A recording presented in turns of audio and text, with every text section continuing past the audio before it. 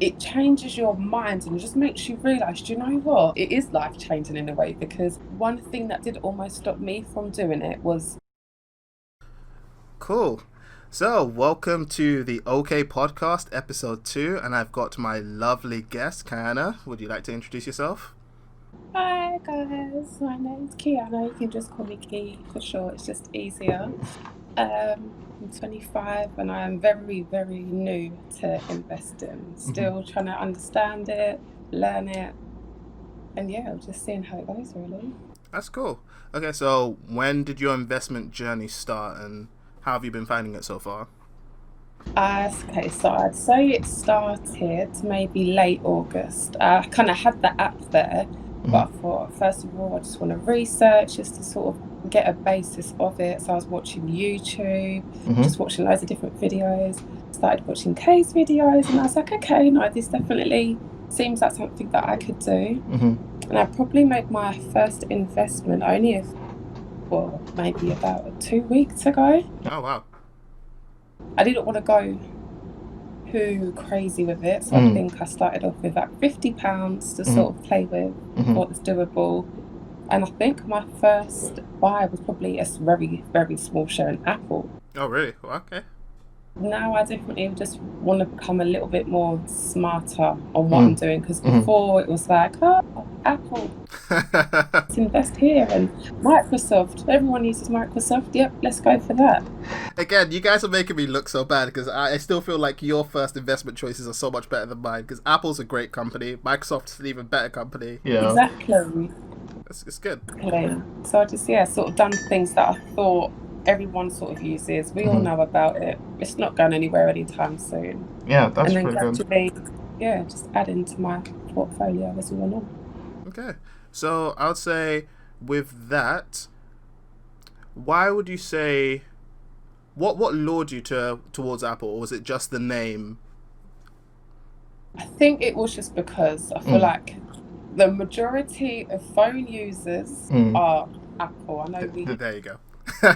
Yeah, you know me too well. And I love your Android, but I just feel like with Apple, they're always expanding. Like, look how far we've come from the first iPhone to the one that we've got now, and a new one coming out. They're always frequent.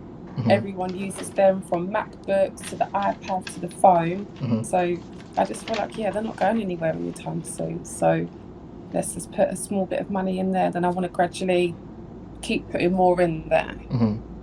So yeah, a full share would be quite nice. Yeah, it would be. Like, even me, like I would love to have a full share in Apple right about now.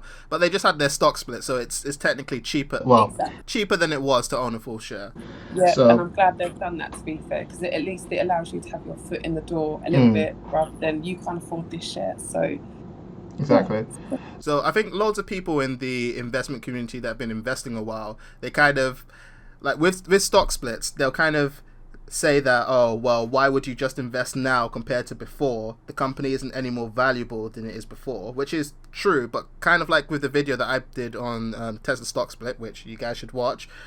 When you make something cheaper, it's just the psychological aspect of, okay, I can now own a whole share for less. So people that have just started investing, it does, like you can see here, it makes it more enticing to own. And would you say that? Definitely, yeah. Okay. So how would you also say, because obviously we met in uni, how would you say your relationship with money has changed from the university days, where most people go broke real quick compared to, the struggles of like real adult life? Oh, so I feel like I've always been very smart with money. Like, there's very rarely where I'm at the point where I'm like, okay, I don't know why I have no money left. I've always been good, as in my bills are paid on time, my phone's paid, like everything that I know needs to be paid gets paid. But uni, I was definitely, if I need to go super jump and makeup, let's just go get it. And drinks tonight, no problem. I was definitely a little bit more careless, but I could be careless. So my rent was paid, my food was done, cool, let's just go and spend. Yeah. Whereas now, especially since I've started investing, I'm a little bit like, do I need that? Just think, that £10, you could put that in free trade. And I'm a little bit like, definitely more cautious. That's good. I've got a lot more bills to pay now. It's like, okay, you don't need that, or you can go without that. In weekends, you'll catch me in my room whilst everyone else is out spending money, partying, drinking, because I just feel, don't waste it, basically. Yeah. Anything that you go and spend, you should then put that either aside. Yeah. Yeah, I've never been reckless with money, but I'd say my spending has decreased on unnecessary things, whereas before, if I wanted a new top, I'd go and get it, or if I wanted some clothes, I'd go buy it. And I really wanted your opinion on Rich Dad Poor Dad, because that's a book that you read, recommended, like you read it, which is like fantastic. And I feel like that book is such a segue to getting you into the mindset of investing. And like once you get on that train, you're like, oh, do I really need to spend money here? Oh, like I want to build my own thing, you know. I really need to save my own money. So like, you know, just give me some feedback. Like how did you feel about that book, and like what thought process did you take away from it? That book I would recommend to anyone, not even just to anyone who wants to just be money smart. I feel like that book it changes your mind and just makes you realise, do you know what, maybe I do need to start being smart. And what I like about the book as well, because some people, they're like, oh yeah, be smart with your money or make more money, but they don't actually tell you how or what to do it. They just sort of know. But in that book, it tells you different ways, stocks, bonds, assets, get just such a deep understanding of it. And I can't even explain how, I don't want to say it is life-changing in a way, because had I have not read that book, I probably wouldn't have started investing, because I wouldn't really know sort of investing. I'd have been like, what's that? Why do I need to do that?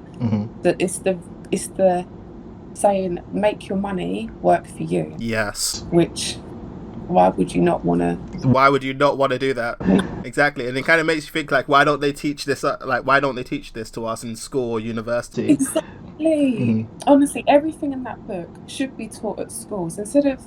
And you know what, it's the rat race part. I am so bored and tired of waking up at 6 a.m, be done by a certain time, to be told to do this, do that. I don't want any part of the rat race anymore. I'm done. So if I can put some money into some stocks, make that work for me, and then buy the things that I would like from the money that was made not by me working, I'm there. Yeah, 100%. I can't emphasize how much everyone needs to read this book. Like, it should be in the curriculum at school, at least. I 100% agree. So just with that as well, what would you say some misconceptions you had about investing, or just like saving and investing before you got into this lifestyle?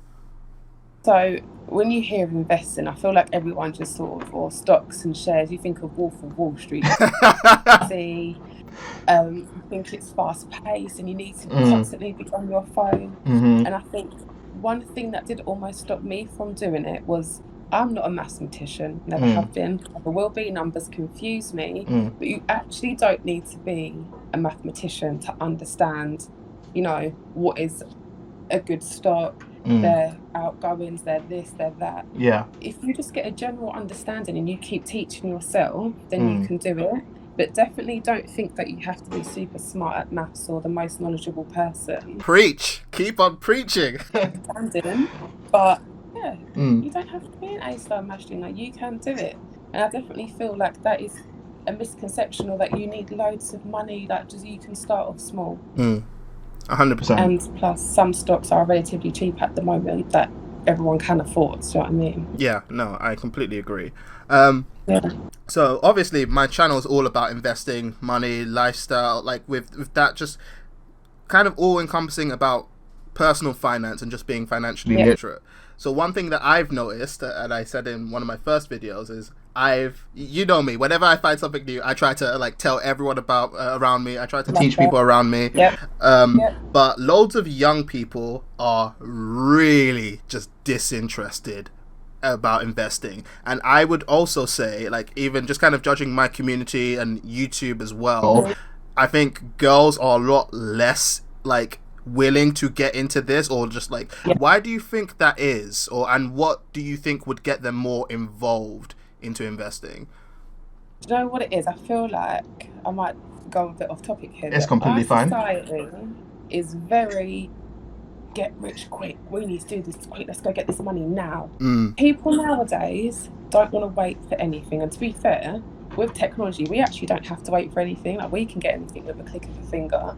So I feel like our generation, so with investing, people need to realise that it's not putting money in, you're going to see instant results. And I do feel like that may be one thing that stops people, because it is a process. It's time consuming. You might not be seeing any returns straight away. It might take a while. And people probably think like, oh, I don't want to do that, or they're too scared to put their money in something that maybe they don't actually understand. I see. They'd rather than I probably buy something nice than go and put it into something that eventually will make them more. Yeah. And I feel like it's just lack of knowledge. Like, I'm 25 and I've only just started this journey. Had I have known about it before, when, I didn't probably have as many bills to pay, I would have been putting my money into something. That's a video that I want to make. Hindsight, it's just like, oh, if we had known about this sooner, how rich would we be now? Honestly, if I knew half the things that I knew maybe whilst I was at uni, I might not have been in this position that I am now. Who knows? Yeah. But I just think, all the knowledge that I'm only just finding out, I wish I'd known. But one thing that is good, that you've taken the step now, and even though it feels so easy to feel like, oh man, we're so old now, look at us, we're 25. But really, the fact is that loads of people don't start this until they're about like 50. People are so used to the workplace or the normal system taking care of them, and then until they realize, oh crap, my pension barely covers anything, or I don't even have one, and that's when people will be like, oh, exactly. I definitely. It's a hard one. I think before as well, we're young, we're free, we don't need to worry about money as much. We've got time to save, and we've got time to think about our future. And I feel like maybe when you get to 25 and you start to sit down and think, do you know what? I want to be in a better position than what I am now, or my wages just aren't quite cutting it. What can I do to maybe get a bit of extra money and just think about your future? This is maybe the age where you sit down and realise, no, 100%. I need to do something. That's true. You mentioned something, a really good point. Was it about maybe being young and carefree, or? Yeah, I guess about being young and carefree. I guess I can go into that. But just about like that whole point, it's just a bit frustrating when I hear people. I get that, but especially understanding how this is such a time-sensitive thing. The number one asset everyone has is, well, most people have, is time. And the biggest difference that it's going to make to your portfolio is how long you've been invested. Like very good questions that I've been getting recently. I think you asked me, and some other people have asked me, is like, when is a good time to sell? Okay. No, exactly. And like that is very dependent on your situation. But I'll tell you for a fact is the longer you've been invested, the less you'll think about that question, because most likely you have better returns. It's not about trying to time the market, it's about time in the market. So I love that saying. That's always in my head. And it's funny because like this is why I want to speak to more people like yourself that are like just more beginners. It's like, look, being very active in the investment community on Instagram and like just seeing stuff on YouTube. It's just interesting seeing people that will preach that, but then you can see them doing the exact opposite. The market starts to correct or go down, people are selling stuff, or like there's a new hot stock like Nikola, people are jumping into it for some reason, so I think the main thing is just to understand that it literally will do this, and just to not panic, like you have to ride with the roller coaster. Yes. I think that's the most difficult bit that I've been trying, because like, now I remember what I was going to say.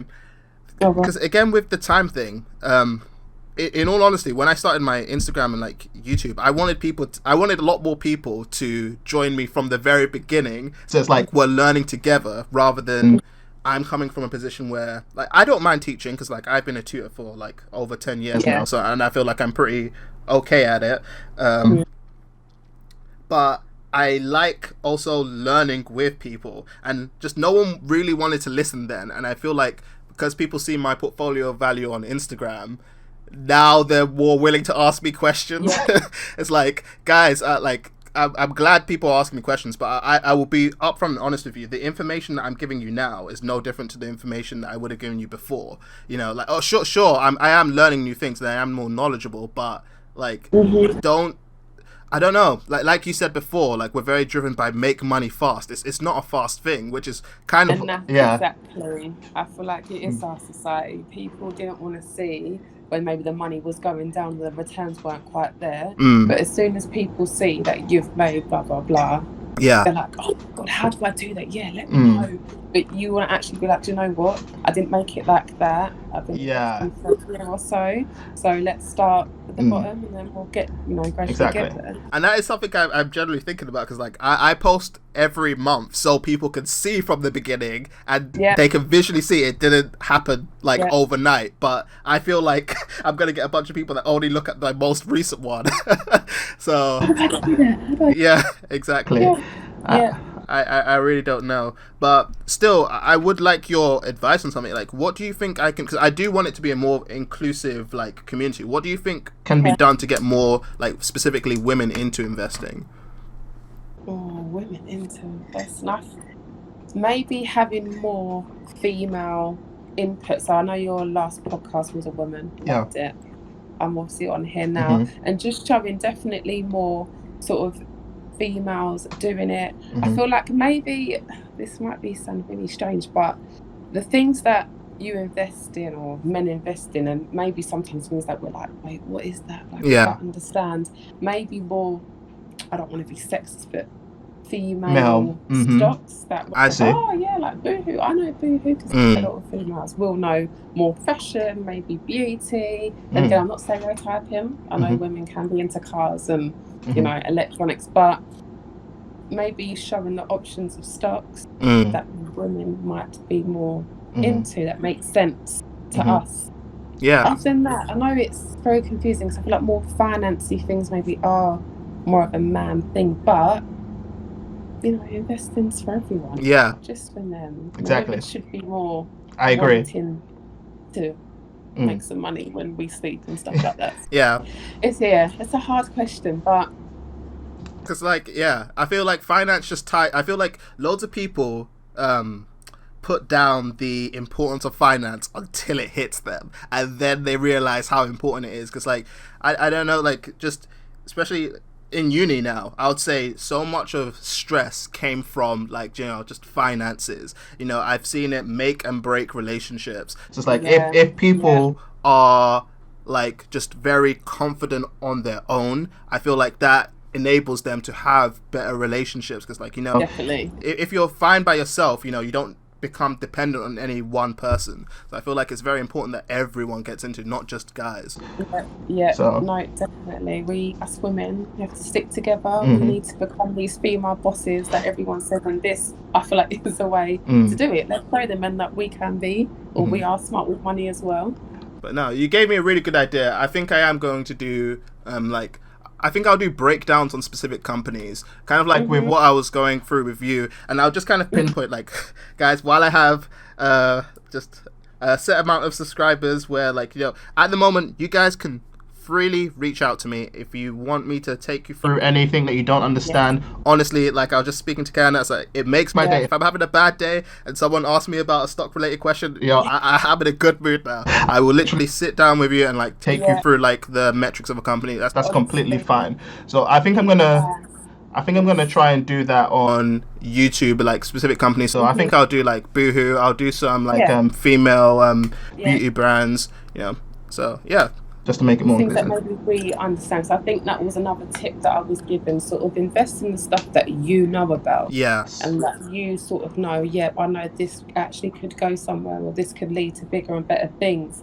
So, I think going back to your advice, and I want to just big you up a little bit, because the way you explain things, I'm a very smart person, but I'm not technical, and the way you explain things, for instance about stock price, if you see it's in the red, just say like it's on sale, and I'm just like, oh my gosh, like I get it. You don't want to go into a shop and buy oranges for £23 when you can buy them for cheaper.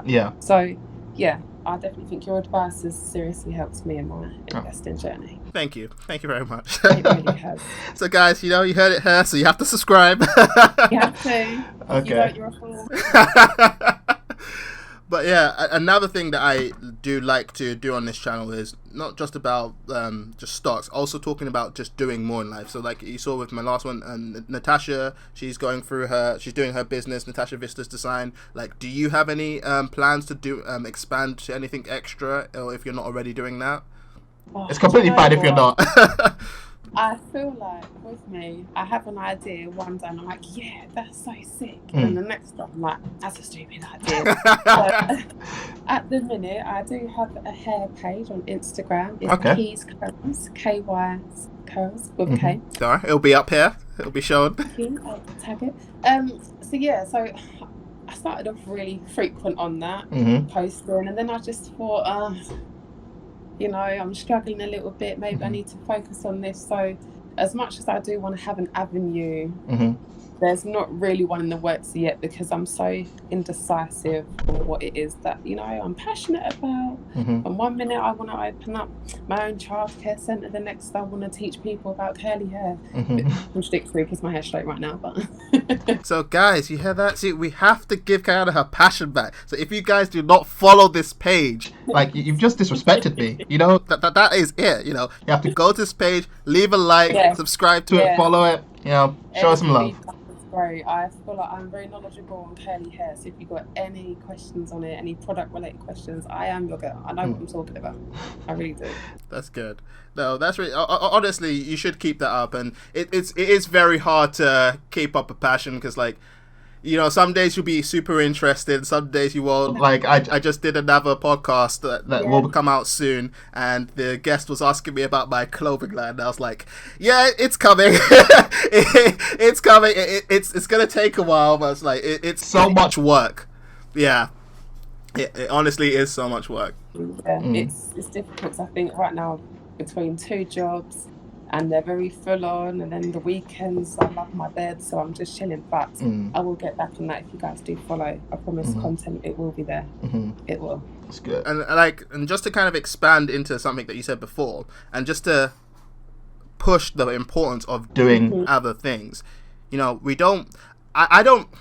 The term rat race is a very good way to put it, but I don't like it because of just you see so many cringy YouTube scammers or ads on YouTube like, oh, you want to quit the rat race? Oh, join me in my 3-day course. It's like, oh man, it's so annoying. But in all honesty, the more streams of income you have, the more freedom you have. Because like, even if so now, like I was telling myself, if I build up this YouTube to a point where even if it pays me like a quarter of the amount it did with my actual job, I'll be so happy, because that's one avenue, and then I'll have all these other ones, and so if I do ever choose to go into a normal job again, no one has that amount of leverage over you.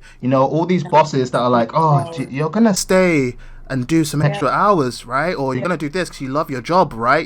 Kind of insinuating, like no one can do that to you if you have your own things. No, exactly. And I feel like when you do have your own money and your own thing, you will notice a change within yourself and probably how you work. Yes. And you'll be a lot smarter with it as well. So 100%. No extra hours just to please the boss, because you don't need their approval. No, 100%. That's good. It's important. I'll say, do you have any questions for me? My questions are just... not really even questions, just please, I love it when you're very open and I'm able to, ask you anything. I definitely am going to maybe pick your brain a little bit more just for my understanding on choosing the right stocks and understanding, liabilities, understanding how much money they're making and can they afford maybe the dividends and their debt, are they covering that? Because I just want to learn how to be smarter with my investing. That's the main thing that I'm focused on right now.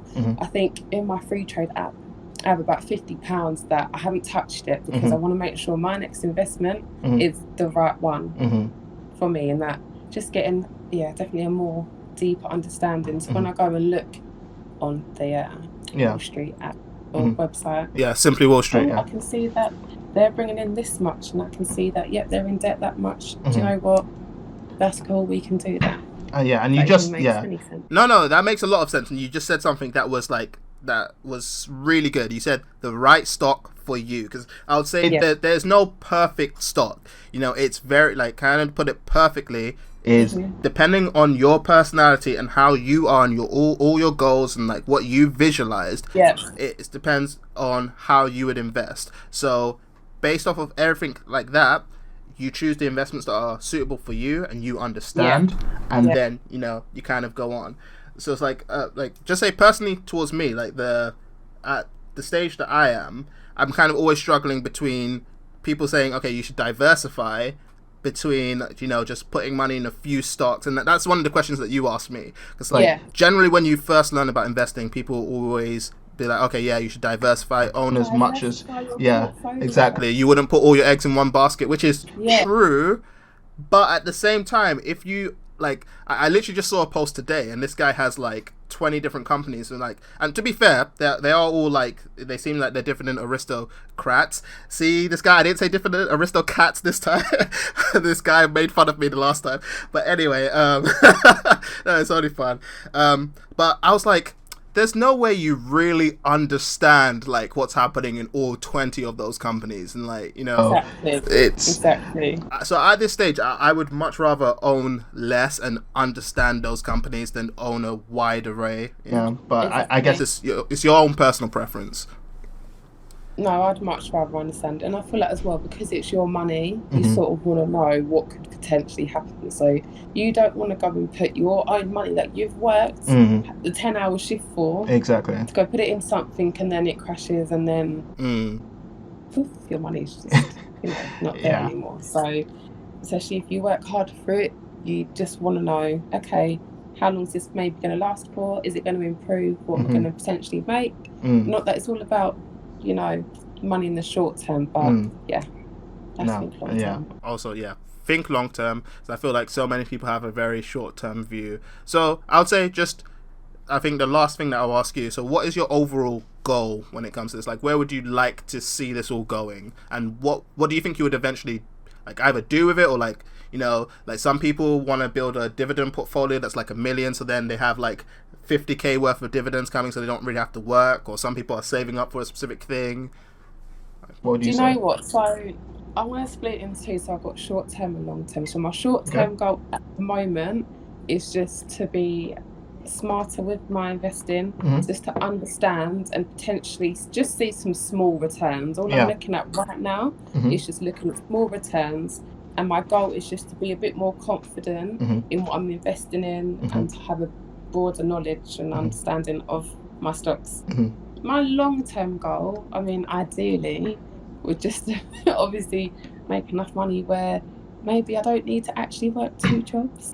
Maybe I could work a part-time job. Who knows? But ideally, I don't want to have to be waking up at 6 a.m. and not finishing until about 6 p.m. I want to be a bit more financial freedom. That's where we're going. I would like to be financially free, not to be rich, don't want to be rolling in it, to be able to be like, you know what, maybe I don't want to work today, and that's okay. Or maybe if I'm feeling a bit poorly, I'm not dragging myself out of bed to go to work, because I know that what I'm going to be making that day from my stocks is going to cover me, so I'll be alright. Yeah, that's really good. Like, honestly, I think that's the best note to end it on. So, like, thank you so much for coming on. Like that's been fantastic, guys. Like I said, you have to follow, like, and subscribe to all of Kyanna's stuff. It will be shown right here. And also, please, guys, I know I forget to say it in my videos, but you have to like, subscribe to my channel if you want to see more of this. And he will take you places, I promise you. Thank you so much. Okay, so we'll see you later. See ya. Bye.